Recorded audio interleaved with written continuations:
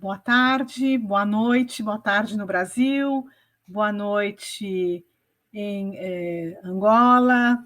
Eu, infelizmente, tive algum problema técnico, eu não consegui escutar o Sérgio, presidente da Associação Angolana de Ciência Política, né? Mas é uma enorme alegria poder estar aqui.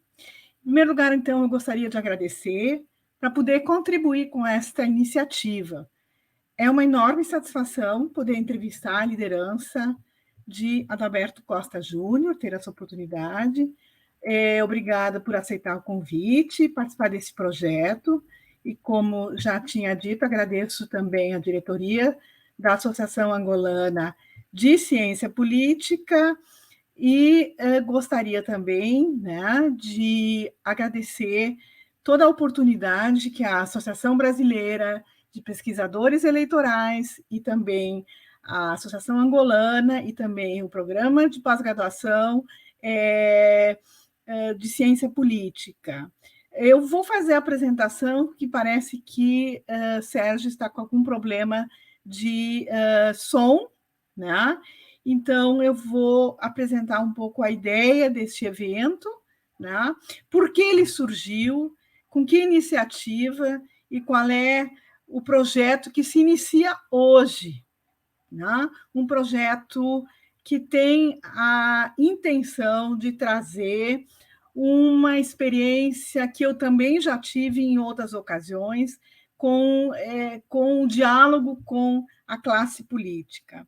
Eu acredito que o ciclo que se inicia, o século XXI, e a construção da democracia em Angola, contribui, sem dúvida nenhuma, com o diálogo para construir pontes, né? Pontes de vários tipos. Tá?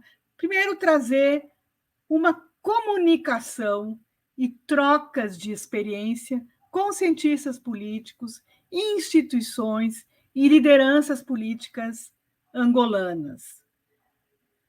Um outro momento que eu também acho importante a gente trazer é ofertar experiências em diferentes países.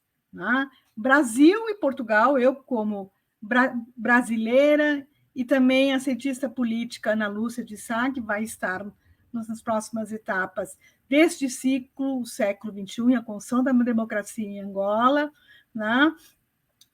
Diálogos que fazem Angola, fazem Brasil, fazem Portugal, trocar experiências, contribuir em quebrar barreiras, né? Gelos, percepções de trajetórias políticas, trazer uma perspectiva de fomentar, auxiliar uma perspectiva pluralista e coesa de conhecimento das diferenças. Né? Então, isso, para mim, é uma grande honra contribuir com isto. Quando eu falei em esse ciclo, ele inicia hoje, né? Isso é importante a gente deixar bem claro, ele inicia e está sendo organizado para continuar até outubro, e serão convidados diferentes segmentos da sociedade angolana, serão convidadas diferentes lideranças de diferentes partidos, né? E isso para nós é uma experiência inovadora que a Associação Angolana, a Abrapel e o Programa de Ciência Política da Universidade Federal do Rio Grande do Sul podem contribuir. Eu gostaria só de também falar um pouquinho que esse formato ele também vem de uma experiência que eu tive no Instituto de Estudos de Partidos e Direito Partidário na Alemanha, na Universidade de Düsseldorf. Angola vem de uma... Não sou especialista em Angola, mas eu sei, e a gente sabe, né, que Angola vem de uma trajetória política, sem dúvida, de muitos traumas com violência política, por inúmeras causas que não é aqui o objetivo de se analisar. Elas são conhecidas por todos que estão assistindo aqui e vivenciadas por muitos que assistem esse ciclo. Essa trajetória em Angola traz um dos maiores desafios a serem enfrentados no país, do meu ponto de vista, de quem olha, como cientista política, olha o país de fora. Né? Em um contexto de uma polarização carregada de experiências históricas, com muita dor e sofrimento político, sem dúvida é, do meu ponto de vista, romper, aprender a superar, não é de uma hora para outra, e nem com um decreto que isso se consegue alcançar. O Brasil também tem passado, nos últimos anos, por um contexto de polarização, radicalização e desagregação política. Aliás, as democracias maduras, e não somente as nossas da chamada terceira onda, têm enfrentado enormes desafios para a qualidade e sobrevivência de sistemas políticos plurais e democráticos. Eu cresci no Brasil com uma trajetória política onde, predominantemente, a violência não é canalizada em guerra civil, mas a violência emerge de outras formas. Sou neta de alemães que tiveram de fugir da instabilidade política dos anos 20 na Alemanha. Então, eu venho de duas culturas políticas muito distintas. Creio que isto trouxe, para a minha perspectiva, enquanto cientista política, a alma de alguém que persiste em buscar conhecer os divergentes, ter a vontade em escutar e ver o que há de possível a ser construído entre divergentes, sem deixar as divergências. Elas são importantes, elas enriquecem e temos que aprender a viver com divergências. Então, eu não sei se eu esqueci algo devido a um problema de áudio do nosso colega da Associação Angolana, que teve um problema técnico que acontece seguidamente. Conforme o formato do nosso ciclo, eu tenho a missão de elaborar algumas perguntas para nós podermos iniciar este diálogo. Então, as perguntas que eu vou fazer, elas estão organizadas e não precisam ser respondidas nesta ordem pelo nosso entrevistado de hoje, que é para mim, eu volto a repetir, uma grande alegria convidar o nosso convidado de hoje, representante da UNITA, Adalberto Costa Júnior. É um prazer ter o nosso primeiro entrevistado de hoje. Eu estou aqui a desejar a minha boa noite de Angola, boa tarde provavelmente no Brasil, a doutora Silvana, a professora Silvana, e cumprimento também, creio que está em Angola, o meu compatriota, o Sérgio Dundão, com muita satisfação aqui para esta conversa, uma conversa, creio, tranquila, que irá discorrer também com tranquilidade. Creio que estamos a iniciar um ciclo de reflexão, sempre muito útil, num país que tem uma maioria jovem, e jovens estes que uma parte substantiva deles nasceram depois da independência e que não têm uma testemunhança do processo histórico, pelo que é extremamente importante este tipo de oportunidades. Pelo que fico por aqui. Muito obrigado. Eu vou fazer, muito obrigada, eu vou fazer algumas perguntas, elas servem para inspirar a nossa conversa, porque eu acho que a espontaneidade e um diálogo que vai se criando espontaneamente pode ser muito frutífero. Então, senhora Adalberto, eu teria algumas questões até para aprender mais sobre Angola. Eu já estive em Angola, eu sou uma apaixonada pelo continente africano, né? E brasileira, neta de alemães, então eu sou muito curiosa. Talvez as minhas perguntas nem sejam tão para quem vive Angola no dia a dia, né? Mas eu olhando de fora, eu gostaria de fazer algumas perguntas de forma mais ampla. Se o senhor pudesse apontar as maiores dificuldades em construir, aprimorar a democracia angolana, aonde o senhor poderia apontar os principais desafios? Né? E eu diria, não apenas apontar os principais desafios, quais caminhos seriam possíveis, que projetos seriam os mais importantes para avançar nesse processo, né? A gente sabe das dificuldades da trajetória, diante de uma tradição não intencional em disputas políticas, guerra de independência, guerra civil. Nós tivemos uma última eleição, vocês em Angola também, né? E a decisão da UNITA foi tomar posse no parlamento, foi uma opção de buscar a via institucional da representação política para a oposição. Serão duas perguntas agora, né? A UNITA avalia que o eleitorado opta por esse tipo de opção, né?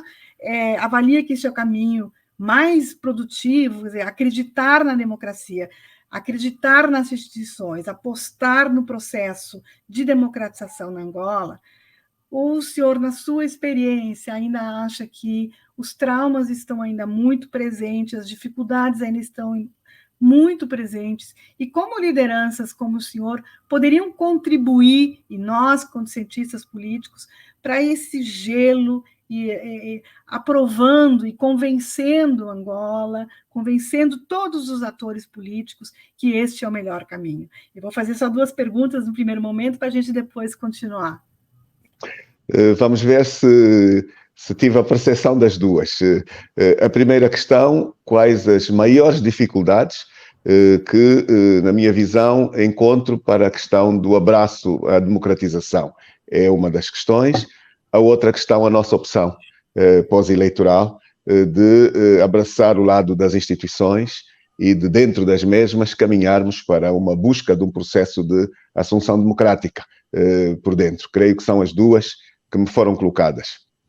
Ora bem, não é fácil, diria, uma resposta imediata, mas não é possível, na minha perspectiva, responder-lhe à primeira questão sem olhar para o processo histórico. É impensável não o fazer.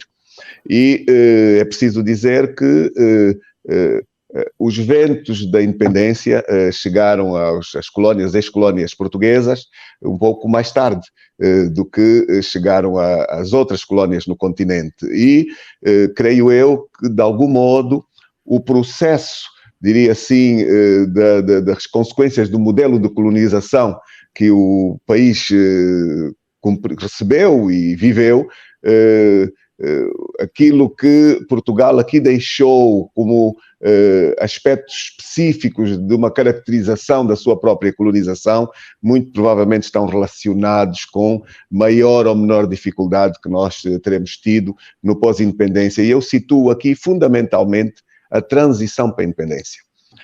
Nós tivemos uma transição para a independência que não foi linear.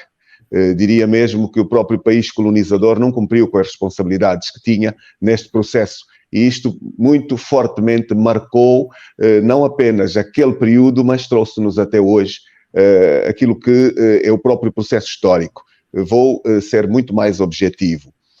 Portugal, país e potência colonizadora, foi parte dos Acordos de Alvor. Em Angola devia ter tido lugar eleições em 1975. E o vencedor destas eleições assumiria a liderança do país. Nada disto ocorreu. Como hoje, de forma também distante, porque eu sou daqueles que pede sempre a nós nos distanciarmos do processo emocional neste tipo de avaliações, porque depois incorremos em risco de, para os jovens, e são sempre eles que são o destino maior na nossa partilha, trazê-los para um erro de leitura da história. Então, o que eu trago aqui são os factos que acompanhei também de ter visto protagonistas da transição portuguesa envolvidos naquilo que depois foram as opções do pós-independência em Angola. Angola não teve eleições em 1975, teve uma guerra civil. A transição fez-se de um alto comissário português para o MPLA e não de Portugal para um legítimo vencedor das eleições. E Portugal nunca tomou responsabilidades sobre estes atos, nunca.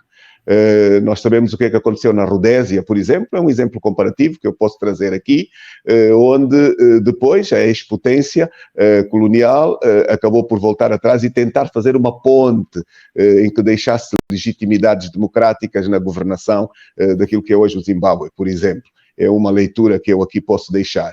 E Portugal nunca foi capaz de o fazer, conhecendo nós que aquilo que se fez em Angola foi uma transição entre espaços ideológicos idênticos, político-partidários idênticos. O movimento das Forças Armadas em Portugal tinha líderes muito próximos do MPLA e acabaram também estes líderes por assumir, depois, em fase matura da sua vida, eu conheço declarações de Otelo Saraiva de Carvalho, por exemplo, um protagonista muito forte, que assumiu que ele foi a Cuba pedir a intervenção dos cubanos em Angola. Portanto, isto demonstra aqui uma intervenção, uma influência da ex-potência colonizadora nos destinos daquilo que foi os caminhos pós-independência em Angola.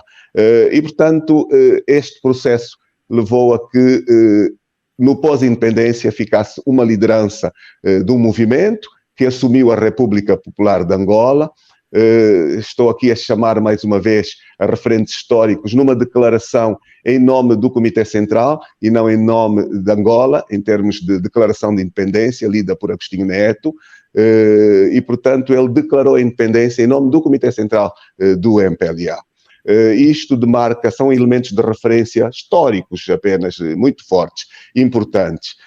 E, de facto, as longas guerras que nós vivemos, a guerra colonial, a guerra civil, pós-colonial, e, infelizmente, de pouca duração no pós-processo de 91-92, depois das negociações de Bicesse, uma terceira guerra muito mais destrutiva do que as anteriores. Estes factos trouxeram seguramente a uma grande desconfiança entre as partes e, portanto, diria que as bases, os fundamentos da confiança necessários para um diálogo transparente ficaram muito afetados por este período longo de conflito muito violento.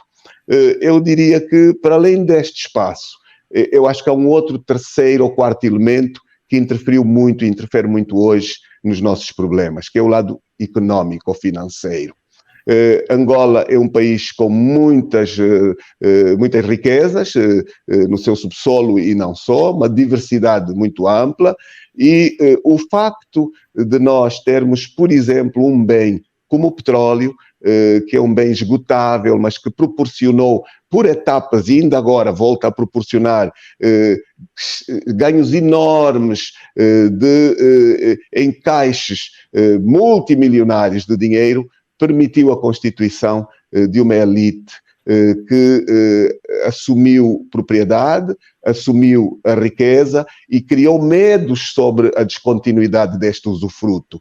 É um dos grandes elementos que dificultam o espaço de diálogo e de reconciliação. Este elemento aqui material que muito nos tem dificultado a uma genuína reconciliação. Portanto, citei apenas, sem uma reflexão muito ampla, o processo de transição, a característica da colonização, o envolvimento de Portugal sem reparo posterior de uma transição completamente viciada, num processo sem eleições, para uma transição de um dos três movimentos apenas, e não uma tentativa de, mais tarde, reparar o mal feito, promover eleições e fazer-se aqui o estatuir de uma, diria assim, de uma governação vinda de eleições. Os períodos da guerra, que muito marcaram, as questões económicas relevantes, que tanto nos separam e que continuamos a ter um país que tem diferenciais de petróleo multimilionários, mas que caminha sempre e cada vez mais para a extrema pobreza, e estes aspectos são efetivamente uma questão que nos marca ainda hoje nos desafios que temos enquanto país. Questão segunda da pergunta que me colocou. Eu posso dizer que nós tivemos em Angola algo que é cíclico, pré-campanhas de 2 anos. É absolutamente incomum, sei que é uma investigadora, uma estudiosa, e eu convido-a, e a quem nos possa acompanhar neste espaço, ajudar-nos neste processo. É um processo que sempre que nós abordamos eleições, nós não temos uma campanha de um mês. Nós temos uma campanha de 2 anos. E é violentíssimo em termos de desgaste, exposição das pessoas, desgaste de bens, conflitos enormes, permanente mudança dos referentes legais. Nunca se aborda uma eleição sem se mudar todas as leis envolvidas. Muda-se a Constituição. Eu vou fazer o exemplo da última para responder a sua pergunta. No ano anterior às eleições, houve mudança da Constituição, sem diálogo. Uma mudança imposta por um partido que tinha uma maioria na Assembleia Nacional, não escutou os outros partidos, promoveu uma mudança constitucional, não escutou a sociedade, não levou em consideração as exigências da sociedade para esta mudança e, portanto, tornou uma Constituição ainda mais elaborada à medida da continuidade, diria assim, da governação de quem lá se encontrava. Segundo aspecto, todas as leis envolvidas no processo eleitoral foram alteradas. A lei eleitoral, a lei do registro eleitoral, a lei de imprensa, todas elas foram mudadas. E, portanto, isto dá uma ideia do desafio complexo que temos quando abordamos sempre um processo eleitoral, onde dá a ideia que quem está no poder pensa que o poder é algo que ou é uma herança de continuidade exclusiva ou não vê a vida para além da assunção da governação. Isto dificulta-nos muito a gestão, diria assim, dos processos eleitorais que são sempre longos. Portanto, eu falei de 2 anos, foram mesmo 2 anos. Uma pré-campanha começada com muita antecipação, com imenso desgaste. A pré-campanha começou em janeiro do ano eleitoral, que foi em agosto, portanto, com mobilizações brutais que envolveram aquilo que se repetiu pela segunda vez em Angola neste formato. Forças Armadas angolanas, Polícia Nacional e Governo, tudo envolvido na mobilização dos comícios. Eu vou repetir, não me enganei, e seguramente para uma investigadora diz assim, que estranho, isto não é comum. Eu vou repetir, Forças Armadas, a logística das Forças Armadas a trazer pessoas para os comícios do partido do Governo, comandantes da Polícia, Casa Militar do Presidente da República na mobilização, isto é permanente. Terceira, quarta questão, inacreditável, nenhum debate. As nossas campanhas não envolvem debates públicos. O partido que governa não aceita vir ao debate, ao confronto, à prestação de contas ao público. E a última campanha eleitoral não foi exceção. O Presidente da República recusou debater com os candidatos, terminantemente, e pior, impôs às televisões que não houvesse entrevistas a nenhum líder partidário, nomeadamente ao líder da oposição, o maior partido, que é aqui quem lhe está a falar, o presidente da UNITA. Durante toda a pré-campanha, nunca foi entrevistado. Eu diria, eu vou a caminho do meu 4º ano de presidente da UNITA, eu nunca fui entrevistado por nenhuma televisão em Angola, nenhuma rádio nacional em termos de entrevista e nenhum jornal de Angola em termos de oportunidade ao contraditório e as oportunidades. Portanto, este é o país real. Seguramente, ontem estivemos cá com o presidente do Brasil e eu não tenho a certeza, mas acredito que o presidente do Brasil deve ter uma ideia da democracia, entre aspas, que aqui existe, na medida em que, quando falou de improviso, do coração, ele partilhou uma imagem não muito distante da verdadeira. Quando falou de papel, fruto provavelmente da escrita das instituições, falou de uma Angola que não existe, uma Angola democrática ou institucional, nós não a temos. Então, esta realidade, apesar de ter sido assim, apesar de eu poder trazer aqui muitas outras questões, e talvez para situar todas as reclamações arquivadas, todas, sem serem abertas. Nenhuma foi levada em consideração. Nós fizemos uma pré-campanha eleitoral, onde a fixação das imagens partidárias era proibida e o partido de regime teve permanentemente a imagem do seu candidato, as suas bandeiras em todos os municípios do país, em violação da lei. Todas as documentações enviadas ao Tribunal Supremo foram ignoradas e nem sequer levadas em consideração. Enfim, nós temos um processo que, de facto, de democrático foi muito complicado. Nas últimas eleições, os mortos dos últimos 25 anos votaram. Todas as pessoas que têm familiares que morreram nos últimos 25 anos estavam nas listas como votação, com um destino, com uma mesa de voto, com o número e com uma referência para ir votar. É um outro dado impressionante para alguém que nos acompanha neste processo. Apesar de tudo isto, nós procuramos montar todo um processo muito grande de fiscalização, muito grande mesmo. Nós tivemos mais de 200 mil pessoas, eu vou repetir o número, mais de 200 mil pessoas mobilizadas por anéis à volta do controle do voto, da segurança do voto. Eu fui um responsável que fiz o apelo do Votou Sentou. O Votou Sentou foi algo que levou o governo a reagir com muita violência a esta minha solicitação ao cidadão. O Votou Sentou não numa lógica de violação, votou, sai do círculo interior em que se vota, mas não vai para casa, fica nas imediações a tomar conta e a segurança do seu voto. Foi algo que funcionou muito bem na capital e em algumas outras grandes cidades. Apesar de tudo isto,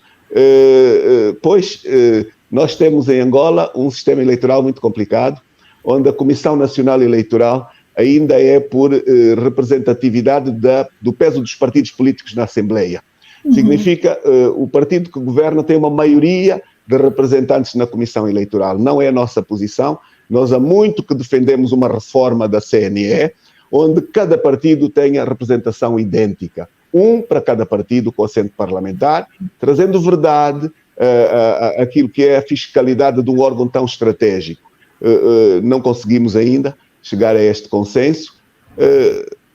Feitas as eleições, na noite das eleições, em determinado momento, 2 ou 3 horas depois de se abrir as urnas, parou a contagem e alguém apareceu e anunciou os resultados, que foram resultados iguaizinhos aos finais.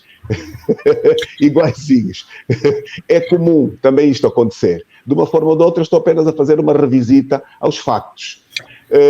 Apesar de todas as circunstâncias, houve toda uma onda de que nós teremos vivido, provavelmente, o momento mais favorável a uma transição da liderança política, onde foi também nossa a percepção de termos tido um movimento nacional muito poderoso para a alternância e quando os resultados finais foram anunciados, eles foram anunciados com 51,coisa% para o MPLA, 43,coisa% para a UNITA e, portanto, acabei por fazer uma opção de enviar ao Tribunal Constitucional provas de resultados distintos. Talvez seja esta uma novidade. Eu enviei, nós, enquanto partido, tivemos centros de escrutínio paralelos. E o resultado destes centros de escrutínio levou a UNITA a ter o controle de muito mais de 90% das atas a nível do país e compilamos estas atas. Enviamos pastas de atas que provavam no seu interior resultados distintos dos anunciados. O Tribunal Constitucional não abriu nenhuma destas pastas. Uma das juízes foi corajosa bastante para fazer um protesto, voto de protesto na deliberação final, e no texto do seu voto ela dizia que não foram abertas as pastas. Então, aqui está o problema de Angola, um Tribunal Constitucional que não cumpriu a sua função. Apesar de tudo isto, houve uma expectativa muito grande da população a que o líder da oposição fizesse um apelo a uma resistência pública de contestação. Eu sabia o que é que aconteceria se o fizesse, neguei-me a fazê-lo e estamos dentro das instituições a lutar por um país melhor, a lutar por leis mais acentuadas no âmbito da democracia, a pedir as reformas que o país carece, e eu creio que os angolanos vão percebendo que foi de longe a melhor opção para evitar um banho de sangue, porque o regime colocou na rua os tanques, os mísseis, enfim, os carros de combate, a repressão máxima visível logo no dia a seguir às eleições, e portanto eu penso que nós temos que organizar-nos melhor, maturar neste processo evolutivo de ganho de maturidade democrática, e eu termino dizendo que nós estamos com um processo que está a marcar o momento político em Angola, é que em menos de agora já um ano depois, porque fez um ano das eleições, dia 24 de agosto,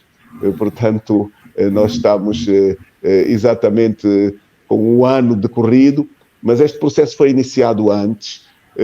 A UNITA levou a Assembleia, ou melhor, vai levar a Assembleia, anunciou o propósito de promover um processo de impeachment, como se diz no Brasil, de destituição do Presidente da República, fundamentado na Constituição, olhando para aquilo que a lei nos permite, porque hoje estamos numa total perda de controle daquilo que é uma governação responsável e transparente, uma crise extrema no âmbito social, extrema no âmbito económico e institucional de igual modo, violações imensas à Constituição, recusa do direito de informação e ser informado, pluralidade aqui é uma inexistência, é um sonho, e portanto eu penso que o cidadão começa a perceber que nós continuamos a lutar em defesa de um melhor país, cumprindo aquilo que a lei e a Constituição nos dá como espaço, pugnando pela estabilidade e cumprindo aquilo que é o nosso papel. Enfim, muito obrigado. Muito mais poderia dizer, mas não queria ser excessivo nesta questão. Muito obrigado.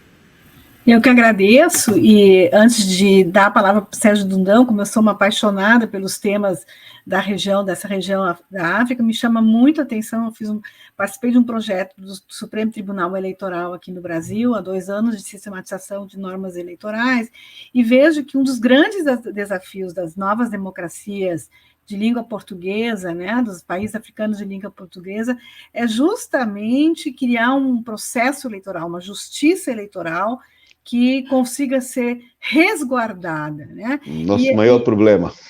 E vejo que o desafio é quem faz isso. Sem dúvida. Com segmentos políticos que tradicionalmente são polarizados, qual o ponto, que ferramenta poderíamos pensar de que os partidos e a sociedade pudessem contribuir, né, nesse processo de construção de uma justiça eleitoral? Nós tivemos problemas aqui no Brasil, no ano passado na eleição, e a justiça eleitoral, que nós já temos há mais de 90 anos, a justiça eleitoral, ela teve um papel fundamental para garantir. Então, a construção de uma justiça eleitoral, independente de partido, seja de partido de oposição, seja de partido de situação, seja de qualquer partido, na minha perspectiva como cientista política e observando a nossa experiência no Brasil, que nesse ponto é realmente interessante a poder contribuir com isso. Né? Mas eu falo demais, porque é um prazer enorme conhecer e poder ter esse diálogo, e não quero ser autoritária, e eu quero deixar o nosso outro falante aqui também poder... porque para mim é muito poder conversar com as elites políticas, com os partidos, com a sociedade civil angolana, é uma grande emoção. Muito obrigado. Vou dar a palavra ao nosso digníssimo Sérgio. Sérgio, eu peço muitas desculpas que eu dominei, eu fiquei perguntando aqui, comentando.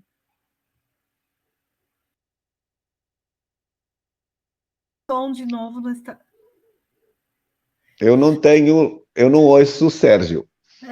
Sérgio, não conseguimos escutar. Que pena, eu acho que vamos ter que cortar. As forças que querem que nós dois... Devias fazer ele está aquilo com que som. fiz quando acontecia comigo. Sérgio, agora Sérgio, sim. liga para ele. Isso, tem que ligar para ele. Eu sinto que o nosso técnico aqui pode ajudá-lo se ele tiver acesso ao número, e provavelmente nós conversarmos aqui mais um bocadinho. Tá. Ai, que pena, peraí. Eu não tenho o número... Peraí. Um momentinho. Acho que o nosso assistente aqui pode nos ajudar, né? Eu sei que os senhores têm um assistente aí que está em contacto com o nosso aqui e pode facultar-lhe o contacto, porque já me aconteceu 2 ou 3 vezes, eu acho que aqui o nosso pode ajudar no debate. Eu não queria dizê-lo de início, mas diria assim, não é bem a pergunta que me colocou, mas eu posso, dentro do tema, o século XXI e a ascensão das democracias, eu sinto eu sinto que as lideranças contam muito. O perfil das mesmas, a preparação delas, e, portanto, as lideranças têm a grande opção de fazerem um ou outro caminho. E o que eu vou sentindo é que o nosso processo histórico foi complexo, é complexo, como bem citou, mas nós temos uma fronteira muito bem clara de quando fizemos a paz, termos abraçado com muita, diria, coragem, porque não foi um processo simples, a assunção profundamente democrática, intrínseca das nossas instituições. E eu cito aqui 3, 4 elementos de referência que podem levar ao debate, que podem ser elementos de grande utilidade. O processo de paz que nós temos hoje, que felizmente é um processo que eu tenho dito, não voltará nunca mais atrás, é um processo que tem maturado e portanto, é um processo assinado em 2002, foi algo que trouxe à UNITA a oportunidade de ter abraçado, enquanto parte com o governo, da implementação do processo de paz, mas intrinsecamente nós fizemos um congresso em 2003, um ano imediatamente à assinatura dos acordos de paz, e um congresso com pluralidade de candidaturas. É muito importante citar esta questão, na medida em que a professora citou. Um dos grandes problemas é que nós temos o risco desta dualidade entre partidos que vêm desde a luta antes da independência, são partidos grandes, muita gente gosta de fazer comparações que eu gosto de recusar, a maior parte delas. Porquê? Porque nós iniciamos e abraçamos processos de democratização interna que, infelizmente, não vi abraçar ao nosso competidor, adversário, o MPLA. A UNITA assumiu a sua pluralidade democrática e tem tido a coragem de respeitar os ciclos de reeleição dos mandatos dentro daquilo que é um ambiente absolutamente democrático. Nós fizemos um congresso de eleição do presidente da UNITA em 2003, 2007, que o mandato era de 4 anos durante esta altura, e cumprimos rigorosamente os 4 anos. 2003, 2007, 2011, 2015, 2019. Nunca durante estes anos todos o nosso adversário realizou um único congresso plural, nunca. Isto denota aqui, intrinsecamente, vocações muito claras de querer fazer diferente e melhor, ou de se querer manter como um partido centralizador, um partido fechado, um partido que há uma expressão que se diz que é impossível, se a tua própria casa não tem regras democráticas, tu não podes transportá-la para o país. Isto demarca uma diferença enorme. Mas o meu ciclo de liderança tem sido um ciclo também muito particular. Eu candidatei-me à liderança da UNITA em 2019. E entre 5 candidatos, ganhei no primeiro round, na primeira vez, com uma maioria, e assumi a liderança da UNITA. O que é que aconteceu?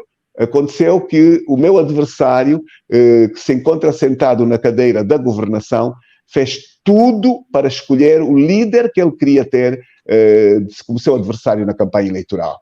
E a UNITA viu o anular do seu congresso 2 anos depois da minha eleição. O congresso que me elegeu foi anulado. O partido de regime impôs isto ao Tribunal Constitucional e nós fomos obrigados a fazer um novo congresso que me trouxe ainda com uma maioria muito mais assumida, muito mais ampla.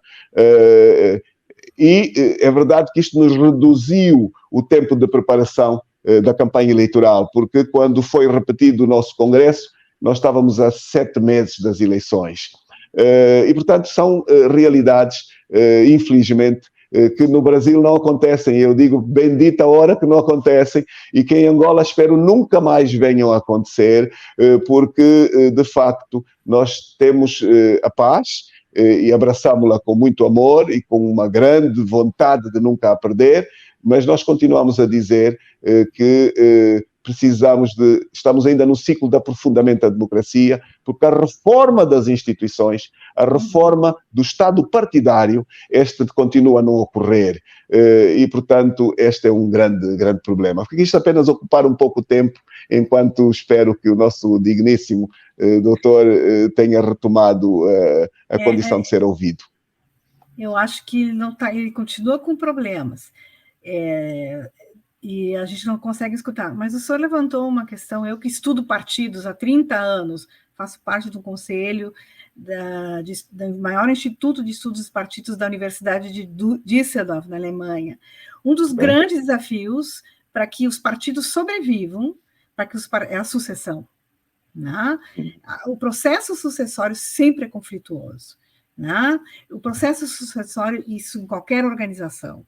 E o senhor representa uma nova liderança dentro de um partido que tem uma tradição, que tem uma trajetória. Esse processo, o senhor avalia que foi muito em função de um processo de aprofundamento da democracia interna, da vida partidária, ou porque não houve resistência de antigas lideranças dentro da UNITA para que uma nova liderança pudesse surgir? É uma boa pergunta. Eu devo dizer que todos os congressos foram sempre abordados num ambiente de muito debate interno.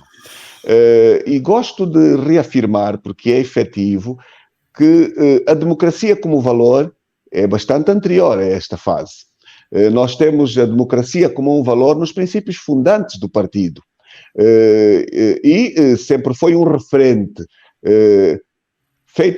Conseguido o fim da guerra, houve que levá-lo a uma efetividade absoluta, na medida em que não havia razões outras que pudessem adiar este abraço, mas que abraçar a pluralidade democrática num ambiente externo não democrático foi um enorme risco.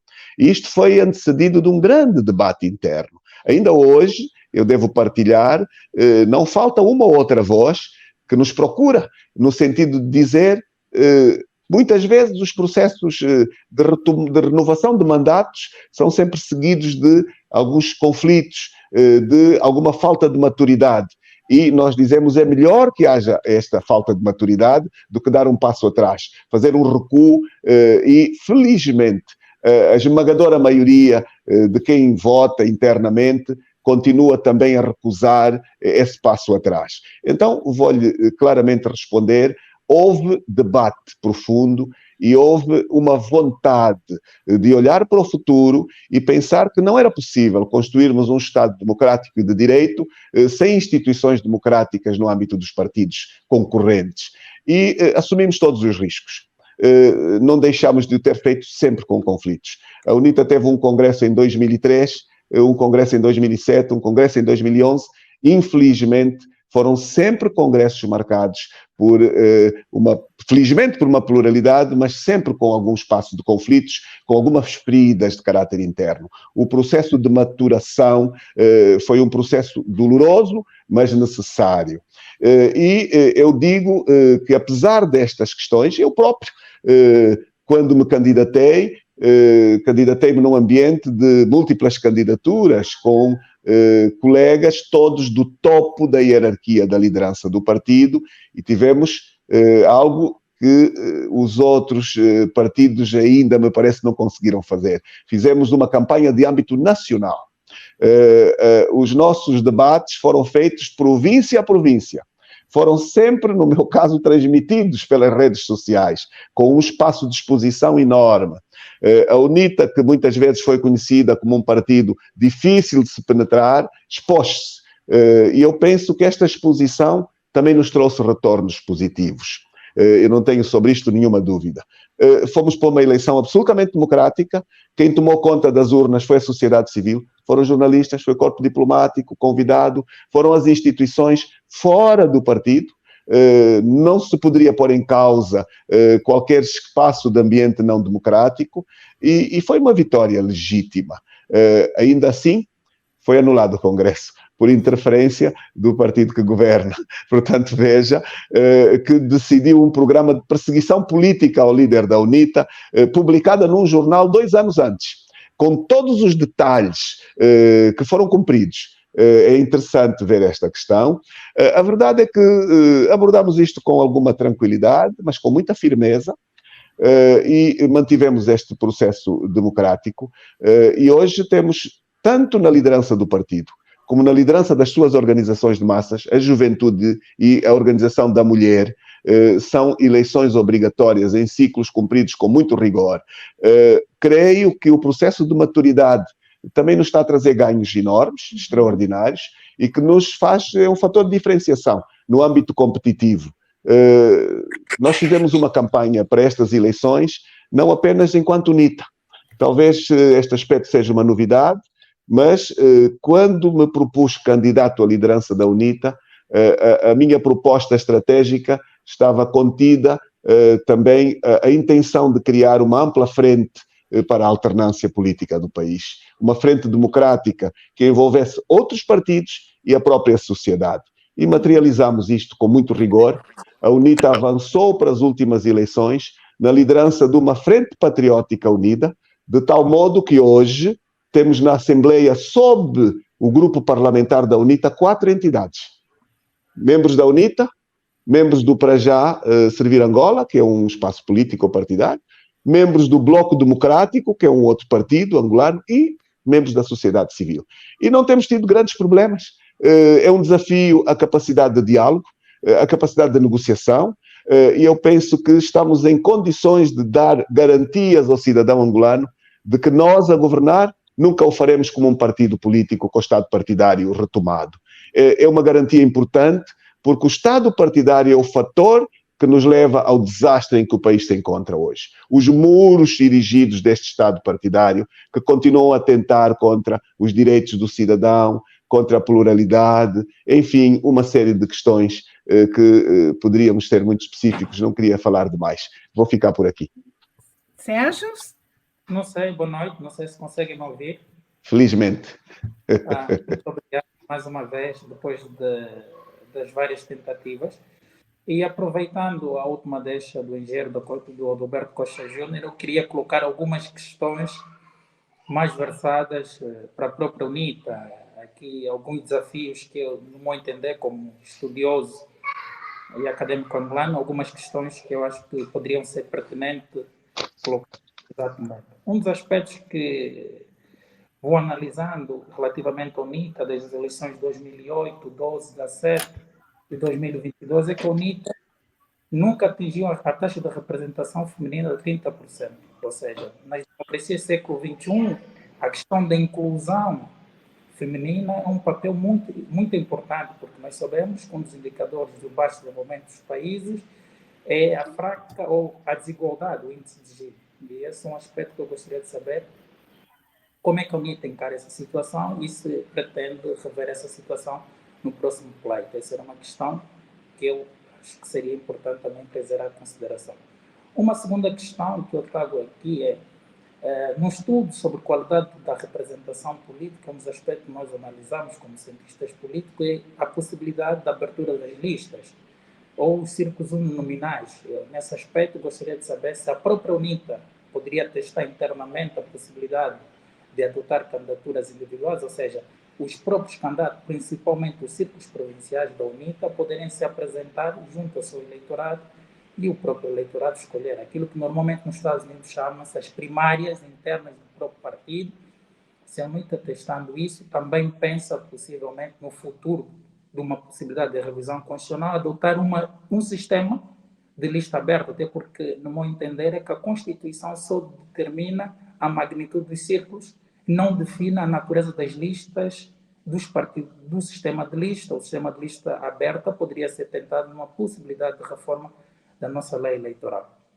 Esse é um aspecto que também acho que poderia ser trazer à consideração. Depois, acho pertinentemente que a UNITA tem apresentado um crescimento eleitoral sustentado, um crescimento eleitoral sobretudo no meio urbano. Eu gostaria de saber se a UNITA não está a passar por um processo de transformação da sua geografia do voto e se isso não acarreta um risco da desconfiguração do próprio partido, na medida em que o partido tem uma gênese, tem uma origem, e essa rápida transformação para o voto urbano, que é um voto sempre muito arriscado, porque nós temos em consideração que o voto urbano acarreta uma alta taxa de volatilidade, e num sistema que se apresenta que as eleições nunca são credíveis, ela também pode gerar um trade-off, ou seja, ela pode desmotivar o voto urbano, que é um voto altamente racionalizado, um voto altamente calculista. Este é outro aspecto. Eu sei que é um conjunto de questões, vou aproveitar só levantar essas questões e também vou finalizar. Há um último aspecto que eu acho que é pertinente da parte da UNITA, já que a UNITA apresenta-se como um partido de inclusão dos pequenos partidos ou dos segmentos da sociedade, é a possibilidade da própria UNITA propor duas reformas políticas que eu acho, que seriam essenciais. Uma primeira é terminar com a possibilidade de extinção dos partidos quando ficam abaixo de 0,5. Não é prática comum os partidos serem extintos porque ficam abaixo de 0,5. Normalmente chamada cláusula barreira, cláusula de não acesso ao Parlamento. Só para se fixar aqui a Silvana, no caso angolano, quando os partidos ficam abaixo de 0,5 são extintos, não uma explosão de representação.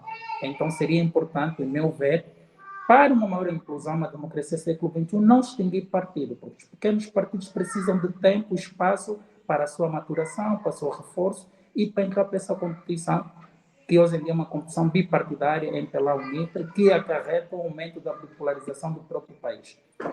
E um segundo aspecto também é no sistema de conversão dos votos no círculo nacional a possibilidade de permitir os partidos competirem pelo risco, pelo resto, ou seja, no nosso sistema, Silvana, só para dizer que se os partidos no círculo nacional não atingem vamos dizer assim, vou arredondar, 0,77, automaticamente não podem concorrer para o resto. E nós sabemos que o sistema de cota são benéficos aos pequenos partidos porque eles têm possibilidade de atingir o resto e não propriamente esse 0,5. Então, também gostaria de saber se a UNITA está disposta a apresentar um projeto que aumente a inclusão da representação dos pequenos partidos, que permitia um país onde a pluralidade, onde a diversidade étnica e linguística também estariam presentes no Parlamento. Então, seria mais esse aspecto que eu gostaria de lançar esse desafio a uma reflexão se a UNITA está disposta a essas reformas. Muito obrigado. Muito bem-vindo ao debate.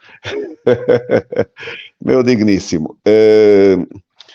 Nós já estivemos acima dos 30%, mas nós estamos muito abaixo daquilo que nós gostaríamos de estar, indiscutivelmente, nesta matéria.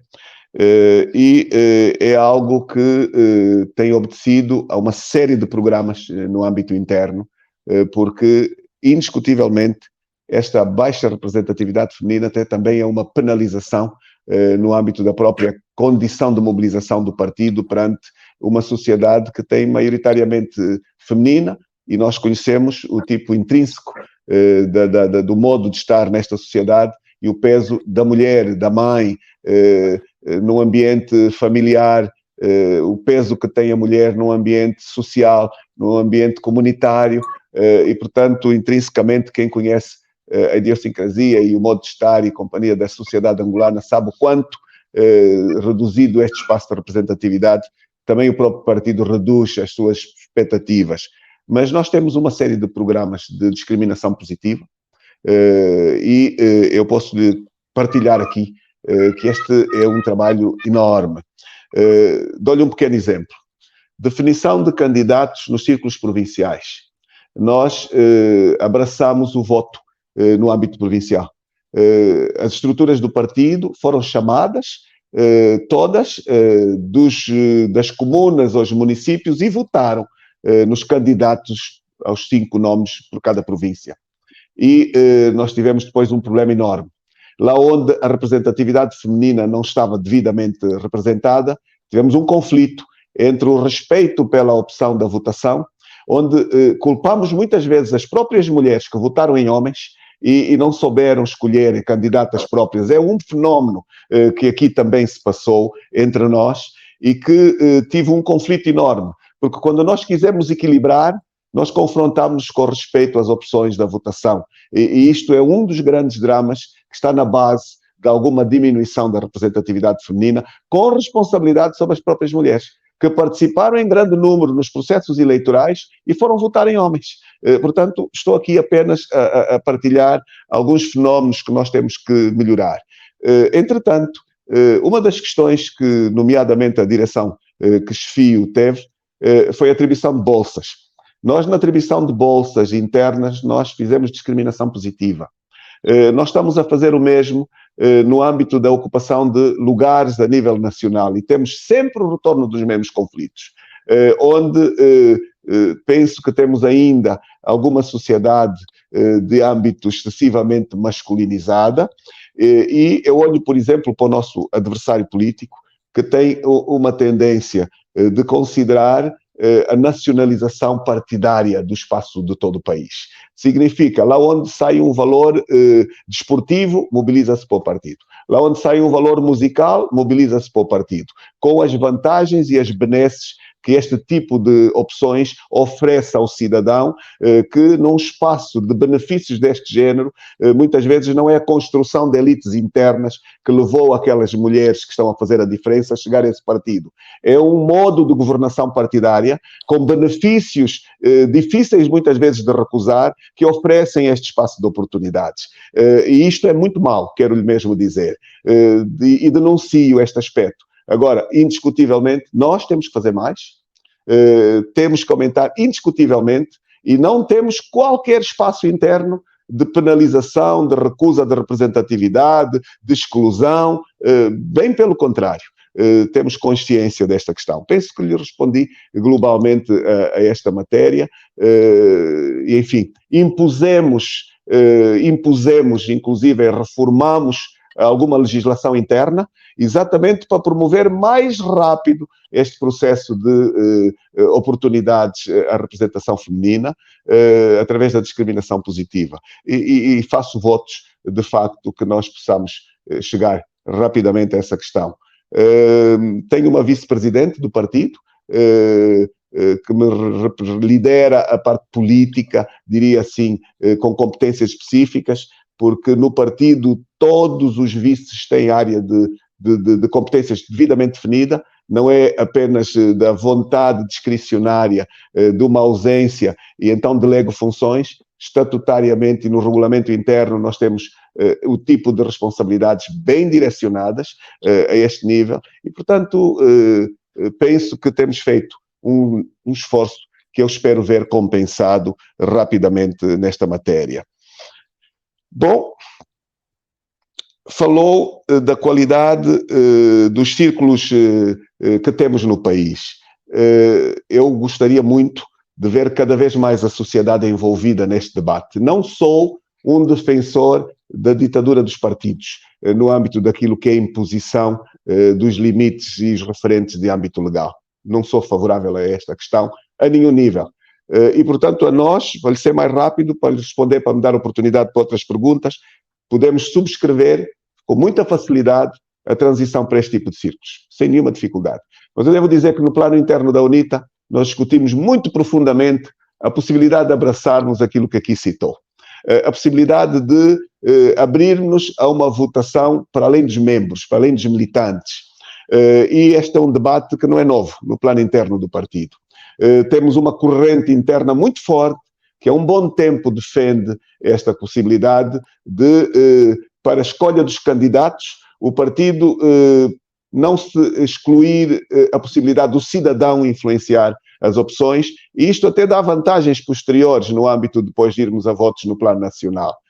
A verdade é que os debates têm levado a dizer, vamos com um bocadinho mais de cuidado, já temos feito muitas reformas, isto não é só porque é bonito, não é só porque os outros fazem, que nós temos que fazer. Olhemos para a nossa realidade intrínseca e não corramos só atrás de modelos externos, que depois, no nosso próprio plano, acabam por ser armadilhas se forem rápidas demais. E estou-lhe a falar sem rede, exatamente com exposição. É um debate que continua, mas ainda não foi abraçado, mas que é antigo. Felizmente, temos processos de opção democrática absoluta nos processos de escolha das lideranças. Pode ser que nos próximos tempos consigamos evoluir para esta circunstância, que tem muitos defensores internos, devo-lhe mesmo dizer, imensos. Mas falou de listas abertas. No plano da eleição dos dirigentes, poderemos lá chegar, ainda não é uma realidade. No plano dos círculos uninominais do país, eu não sou daqueles que se opõem, nem um pouco. Muito menos por restos maiores poderem beneficiar um maior número de representatividade, indo de encontro ao bipolarismo, profundamente de acordo. Eu penso que lá onde a democracia é uma realidade assumida, com responsabilidade e praticada, a competição política não assusta. E, portanto, a pluralidade é muito mais ampla lá onde nós tivermos as minorias também tidas em conta, que não é aquilo que se faz hoje como inspiração fundamental nas instituições. Eu penso que devem saber que todas as instituições do check and balance neste nosso país são de índole partidária, todas elas. Isto destrói a democracia. Eu dou exemplos muito concretos. As comissões de especialidade na Assembleia Nacional, os seus espaços de intervenção, de responsabilidade, são definidos pela percentagem das eleições que o partido adquiriu no voto. Significa que se condiciona o futuro em função da votação do passado. Isto é a pior asneira que podemos ter. Isto mesmo ocorre na Comissão Nacional Eleitoral. O órgão que tem a condição de fazer, diria assim, a mediação ou a decisão de quem vai governar, que faz a gestão e o controle do processo eleitoral, é formatado por percentagem de representação de votação anterior, condicionando o futuro, onde o que nós temos são comitês de especialidade do partido em todas as instituições. Vá para a comunicação social. O órgão que tutela a comunicação social, os seus membros estão em percentagens de representatividade em função das percentagens das eleições anteriores. Então, o que é que nós temos? Nós temos o Partido-Estado a mandar em todas as instituições de check and balance. E aqui estamos a matar a democracia. É por causa disso que até hoje a censura na comunicação é extrema. O presidente Lula ontem sentiu isso na conferência de imprensa. Perguntou ao presidente angolano: não vejo jornalistas aqui, não me fazem perguntas, parecem todos com medo, o que é que se passa aqui? Percebeu muito bem que nós temos este grande problema. Pelo que, volto a reafirmar, não temos nenhuma dificuldade em ir, de facto, na defesa daquilo que nos aqui propôs, e esta é uma palavra de responsabilidade, que aqui deixo, enquanto Presidente da UNITA. Nós pedimos uma revisão destas leis, nós precisamos de democratizar a lei eleitoral, a lei da Comissão Nacional Eleitoral, e, portanto, são estas leis que definem acrescida à Constituição, depois a definição da representatividade partidária e pós-eleitoral. E, portanto, nenhum problema em relação a esta questão. É verdade, nós tivemos um grande crescimento de membros. Temos tido um grande crescimento. Não é verdade que se faz o crescimento exclusivamente no ambiente urbano. Esta sua afirmação decorre fundamentalmente dos resultados eleitorais, tal como foram anunciados. Não creio que tenha outro referente senão este. E o referente eleitoral é questionável. Todo ele é questionável. E eu vou fazer aqui uma afirmação com conhecimento de causa. Nós temos no ambiente urbano uma sociedade mais livre, uma pluralidade mais assumida, um público mais educado para a democracia. O que é que nós temos no ambiente rural? Nós temos duas instituições. A administração do Estado, que não decorre de uma eleição, não temos nenhum administrador eleito, temos administradores nomeados pelo partido maioritário. Temos administradores que são administradores e são primeiros secretários do partido que governa, simultaneamente. Isto é um crime, onde depois a administração do Estado obedece aos interesses do seu partido. E aqui destroem o ambiente de estabilidade e de convivência no espaço rural. O que é que tem mais no espaço rural? A polícia, a esquadra da polícia. Não há desenvolvimento no espaço rural, não há economia.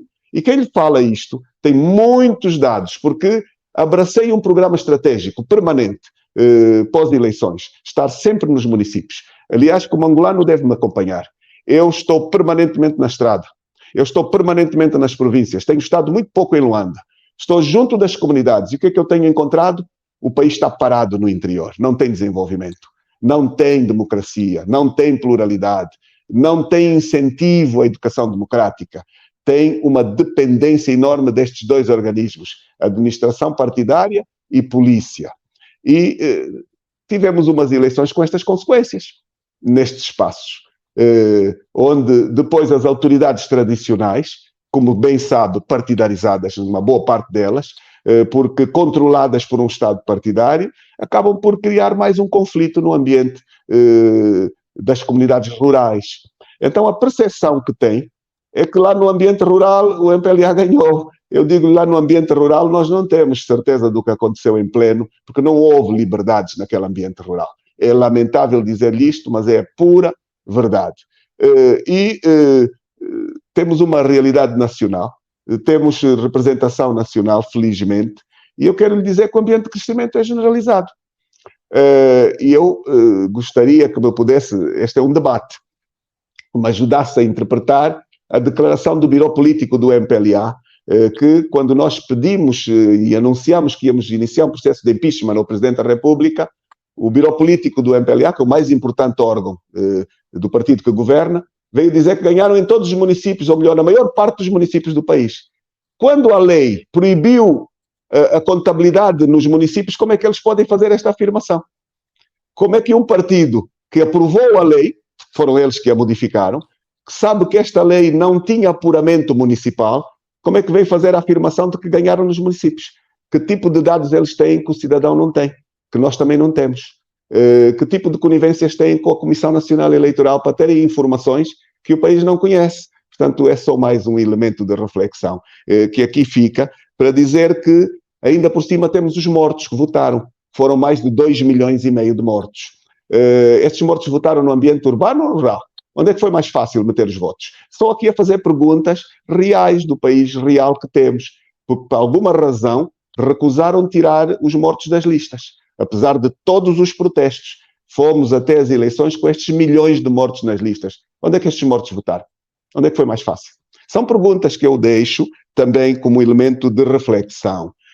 Então, tudo isto para dizer que, se de facto, tendo como absurdo a sua afirmação fosse verdade, e eu não gosto de fugir às perguntas, eu vou assumir como absurdo que nós crescemos nas cidades, mas não crescemos no interior. E eu vou lhe dizer que a sua conclusão é contrária à lógica. E vou explicar porquê. Então, mas o crescimento tem riscos só porque no ambiente urbano? O ambiente urbano é menos seguro? Será? Será que o ambiente rural não é menos seguro? Porque é mais influenciável, onde há menos liberdades? Estou aqui a fazer muitas perguntas, mas é só para virem de encontro à minha reflexão. Eu penso que o voto urbano foi mais consciente. Foi um voto mais livre. E por ser mais livre, um voto mais consciente. Então, como é que eu tenho riscos lá onde o voto foi mais consciente? Onde eu tenho crescimento lá onde há mais liberdade? Então, eu penso que é contrário à sua visão. Temos crescido, de facto, e, felizmente, este crescimento corresponde aos programas por nós próprios traçados. O nosso programa é ser governo, por via democrática. E o crescimento do partido oferece-nos, seguramente, uma base própria, mas longe de mim pensar que vamos governar com militantes, nem de perto nem de longe. Mas, seguramente, com um partido maior, com mais quadros capacitados, com melhor potencial, estaremos em melhores condições de mobilizar o país. Porque, indiscutível, o voto vai vir sempre do lado civil, maioritário, do lado não partidário, de forma muito concreta. E, portanto, é mais isto que lhe queria dizer. Mas ponho em causa a interpretação de que o partido corre o risco de se descaracterizar porque está a crescer. Pelo contrário, estamos a crescer porque é parte do nosso programa estratégico. E nós temos um programa estratégico de curto, médio e longo prazo, se me permite. Tive a oportunidade de ter os quadros fechados durante o Covid. O Covid também me ofereceu um pouco essa possibilidade. E logo a seguir ao nosso congresso, nós tivemos 8 meses de trabalho profundo e interno, em que aprovamos depois na Comissão Política um programa estratégico que foi depois reaprovado na repetição do Congresso, que me obrigaram a fazer em 2021, em dezembro. O programa estratégico está aprovado, é um programa que tem o curto prazo, que quer as autarquias locais, é um outro debate que não foi aqui levantado. O partido que governa tem medo de realizar as eleições autárquicas, porque tem medo de perder a hegemonia do poder, a verticalidade com que governa, de forma praticamente quase igual a uma ditadura, se não é mesmo uma ditadura absoluta, o que nós estamos a viver no nosso país. Dá-se a imagem de pluralidade, mas nós não temos acesso aos órgãos. Dá-se algum respeito, mas depois acontece o que aconteceu ainda ontem com o líder da Jura, que chega a uma província e leva tiros, bombas lacrimogéneas, motivo? Nenhum. Porquê? Porque, de facto, temos ainda instituições partidarizadas pelo país fora, felizmente não universalizadas. Temos muita gente na polícia que não aceita este tipo de comportamentos, mas há outros locais onde praticam a aceitação de instruções. Mas então, o que eu queria, de facto, terminar é de que o programa de longo prazo vai até Angola 2040. É uma partilha que faço aqui. Angola democrática e desenvolvida que nós gostaríamos de ver.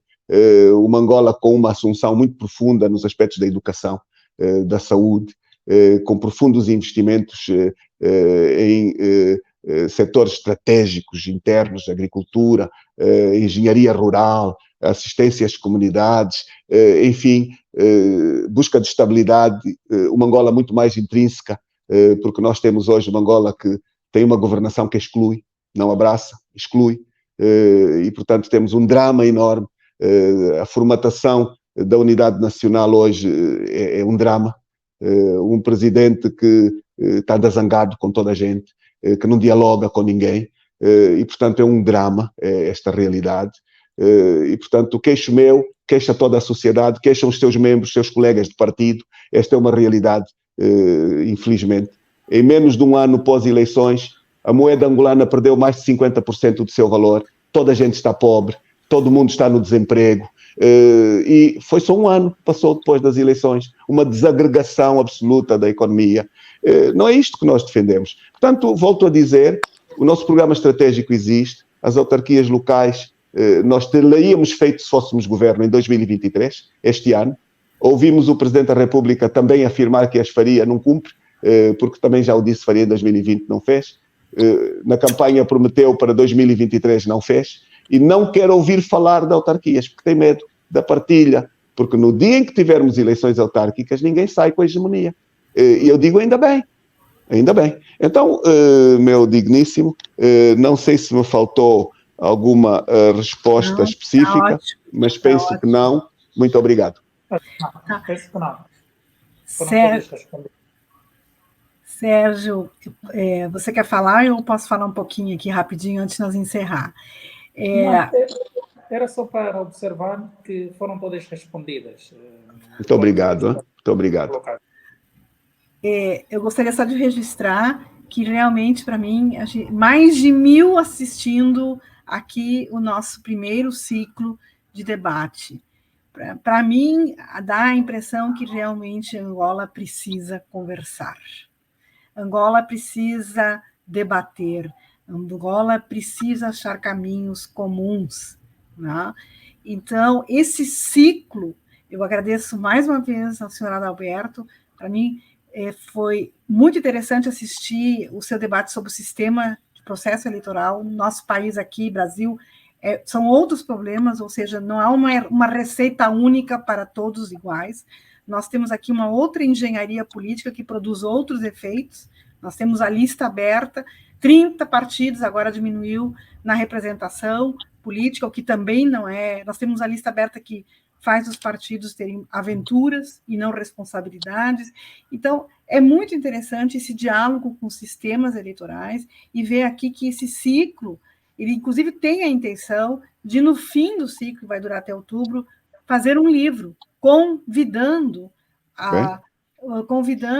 os participantes convidados e os cientistas políticos a publicar sobre o debate, né? Então, para mim, eu espero continuar contribuindo, né? Eu estou... Talvez uma afirmação que não é pouco importante, que é sempre um elemento de pressão através destes debates. Nós, concluída as eleições, concluído a fase do contencioso, porque nós tivemos uma fase de contencioso em que cada um puxou os seus argumentos, o Tribunal Constitucional depois anunciou os resultados e logo que tal ocorreu, eu pedi uma audiência ao Presidente da República. É importante este dado que eu quero dizer. Com todos os riscos de ficar sob a crítica generalizada daqueles que não queriam ver o líder da UNITA dar, entre aspas, legitimidade, porque contestavam os resultados. Mas eu fui lá, com responsabilidade. E fui lá sem papéis, sem agenda. Fui lá para quê? Fui lá para lhe dizer que eu estava a vir com uma abertura sem limites. E gostaria de o convidar para juntos, nesta pluralidade, diversidade, juntos construirmos uma melhor Angola. Foi aquilo que eu fui lá desafiar.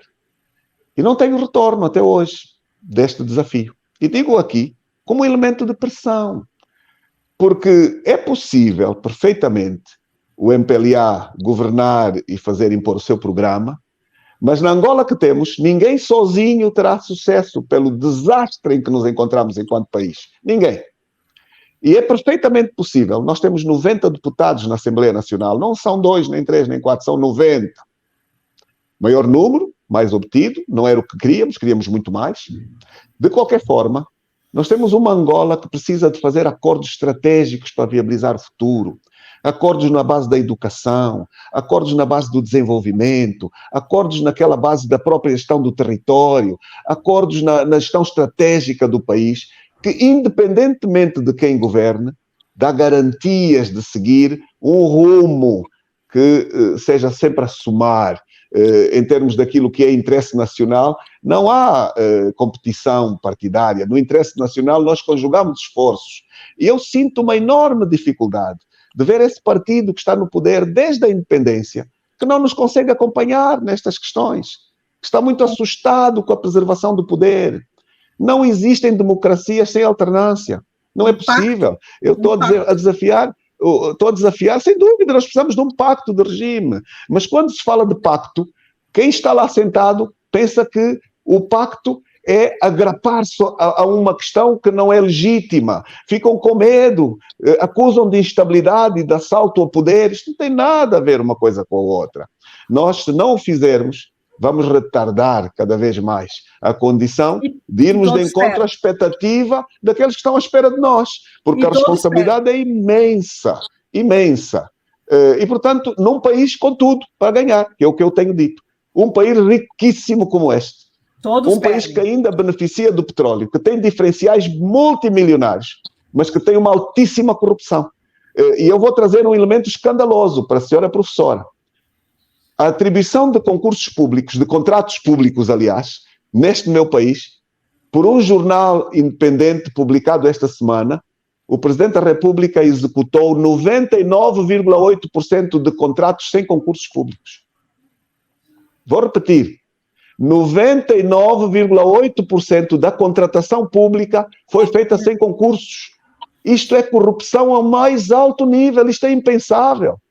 Significa que os contratos são entregues aos amigos, são entregues aos membros do seu partido, e isto é inacreditável, isto é incentivo à corrupção. Por aí não se vai ao desenvolvimento, a nenhum nível. Então, estes são os desafios. A economia é fator fundamental do desenvolvimento. De estabilidade, de caminho para o futuro, a forma como se abraça e não se partilha minimamente, não se dá oportunidades. Então, tanta coisa faríamos aqui, diríamos, mas quero só dizer duas coisas mais. Precisamos de uma revisão da Constituição, da reforma do Estado. Não há futuro sem estes dois atos. Nós não temos eleição direta do Presidente da República, foi anulado pelo MPLA. O MPLA, com medo de chamar o cidadão à eleição do presidente, apanha a boleia da eleição do presidente na lista da Assembleia Nacional, sem uma segunda eleição. Então, o que é que nós temos? Estou a falar para uma cientista. Nós temos 2 órgãos de soberania eleitos pelo mesmo voto. Isto é possível? É possível eleger 2 órgãos de soberania com o mesmo voto? Sem uma segunda eleição? É um processo de amadurecimento de um país que sai com profundas traumas e de se reconhecer. Foi um país que foi... Mas nós estamos a andar para trás, senhora professora, porque nós já tivemos eleição direta do Presidente da República até 2010.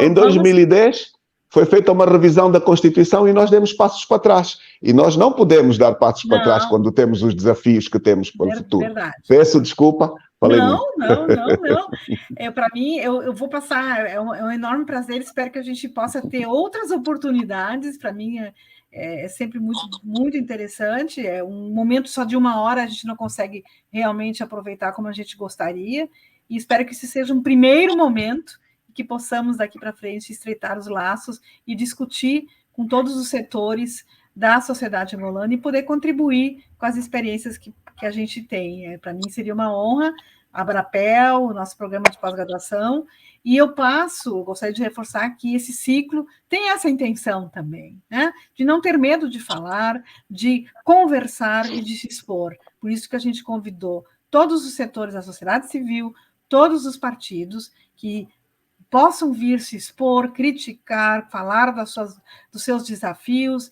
e das suas leituras sobre Angola. Então, eu passo a palavra para o presidente da Abrapel, né? E, mais uma vez, agradeço. Para mim, foi muito bom ter escutado Adalberto Costa Silva, o presidente da UNITA. Costa Júnior. Muito bem. E passo para a final, e estou à disposição sempre. Muito obrigado. Por favor. Muito obrigado. Professora Silvana, presidente da Associação Angolana de Ciência Política, desde já agradecer a presença do engenheiro Adalberto Costa Júnior e frisar que todos esses aspectos, alguns aspectos que referi sobre o sistema eleitoral angolano, acho que é um assunto a debater e aprofundar.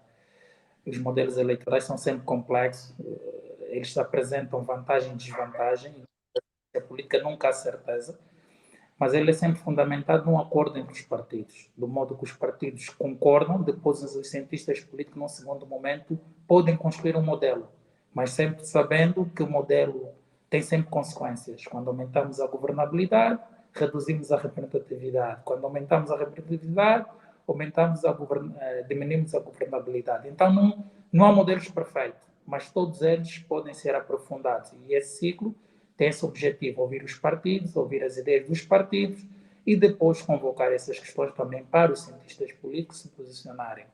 Desde já agradecer mais uma vez e dizer que é o primeiro de vários debates com os atores que fazem a política, porque um cientista político, o campo da competição política é o elemento essencial para o seu estudo, mas com o posicionamento de uma astrologia neutra, ou seja, não nos compete aqui como cientista político julgar o posicionamento dos partidos, mas sim observar, analisar e estudar esses elementos. Agradecemos uma vez a presença de todos. Bem, mais uma vez eu já falei bastante, muito obrigado à digníssima professora, ao digníssimo Dr. Sérgio Dundão, e dizer que nós estamos disponíveis, quem sabe se um dia, com a vossa iniciativa, fazemos aqui o debate da pluralidade com os líderes dos partidos, sem fuga de ninguém, oferecendo ao ouvinte, ao cidadão, aquilo que nós temos de obrigação. A obrigação de estar informados, a obrigação de prestar contas ao público. Muito obrigado e até a próxima.